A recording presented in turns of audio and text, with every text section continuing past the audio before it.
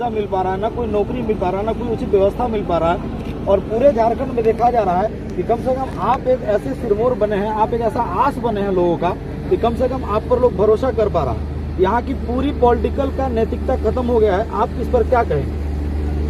बिल्कुल, भगत सिंह ने एक कथन कहा था कि आज़ादी तो हम अंग्रेजों से छीन लेंगे, पर वह आज़ादी गांव, गरीब, किसान, मजदूरों तक पहुंच पाएगी कि नहीं, ये बहुत बड़ा सवाल रहेगा। और आज मजदूरों की और इन ग्रामीणों की मौत के बाद ये स्पष्ट हो गया है, भारत में आज़ादी चंद मुट्ठी भर लोगों के हाथों में है।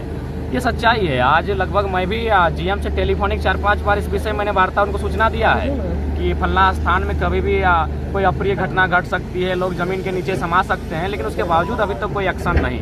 गांव वाले 1.5 साल से लगातार विस्थापन को लेकर अपना आवेदन दे रहे हैं, लेकिन अभी तक कोई कार्य नहीं किया गया है। तो इससे स्पष्ट होता है, और हम बार बार अपनी बातों में भी कहते हैं कि झारखंड के लोग जानवर के समान है। ये लोग हमें जानवर से भी गया गुजरा मानते हैं। आज देख सकते हैं उसी का परिणाम है कि आज हमारी जो माताएं जिनका दफन हुआ है, टुकड़ों टुकड़ों में उनका पार्ट्स जमीन से बाहर निकल रहा है।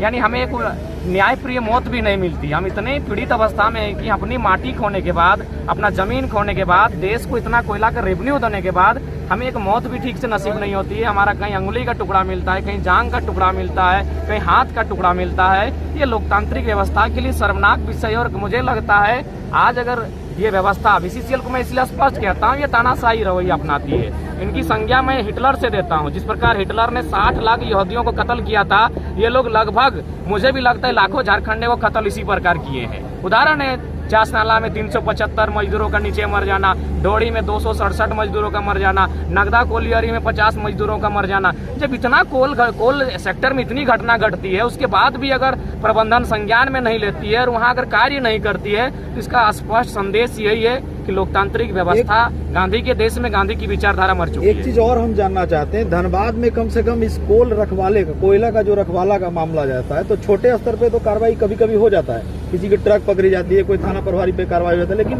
5-5 एसपी हैं यहाँ धनबाद में जो डायरेक्ट कोयला का कम से कम संरक्षण कर सकते हैं। जैसे CISF है, CBI है, विजिलेंस है, और 3 तो शहरी में है, ग्रामीण है, SSP है। ऐसे 5-6 एसपी हैं जिनका ये जिम्मेवारी होना चाहिए।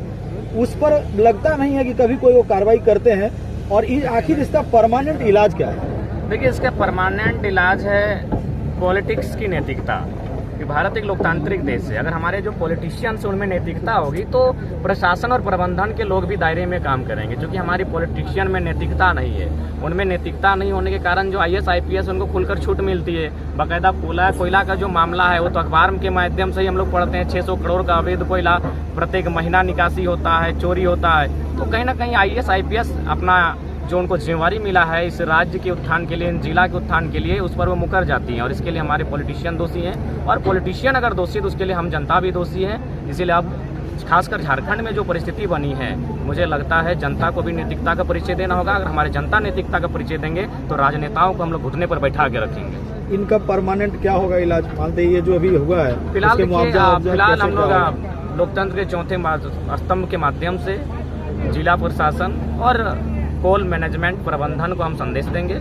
जो भी मृतक हैं उनको कम से कम औसत 20-20 लाख का मुआवजा मिले, उनके आश्रितों को संभवतः कहीं रखा जाए और इस गांव को यथाशीघ्र डिस्प्लेस किया जाए, इन्हें विस्थापित किया जाए, इन्हें नया क्षेत्र अलॉटमेंट किया जाए, वहां इनको रहने की व्यवस्था की जाए। और नहीं तो आज 3 माताओं का देहांत हुआ है और ये सड़क में चलते चलते, ये तो नहीं था कि कोयला चूरने गई थी। अगर ऐसा भी होता तो चलिए हम लोग ग्रामीणों पर दोष मढ़ते कि कोयला चूरने गई थी। इस सड़क पे प्रतिदिन आवागमन करते हैं, आना जाना सड़क पे लगा रहता है। अचानक चलते चलते कोई जमीन के नीचे धंस जाएगा, कितनी पीड़ा का विषय है। तो ऐसे में आज 3 माताएं गई हैं, कल 4 हत्या है। ये घटना नहीं कहेंगे, इसे हम हत्या कहेंगे और इस हत्या पर बीसीसीएल का ही रोल है।